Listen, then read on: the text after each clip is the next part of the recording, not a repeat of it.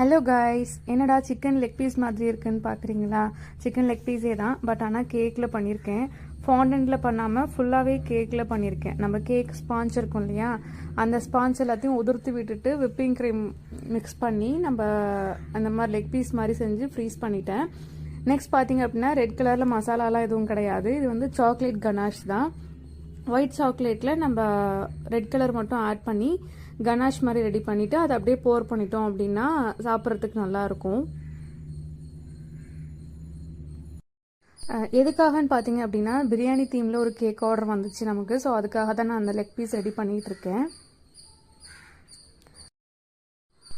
நமக்கு வந்து 1 kg butterscotch ஃப்ளேவரில் பிரியாணி தீமில் கேக் ஆர்டர் வந்தது. ஸோ நம்ம கம்ப்ளீட் பண்ணியாச்சு கேக்லாம். இப்போ நம்ம மேலே இருக்க டெக்கரேஷன்ஸ் மட்டும்தான் பண்ணணும்.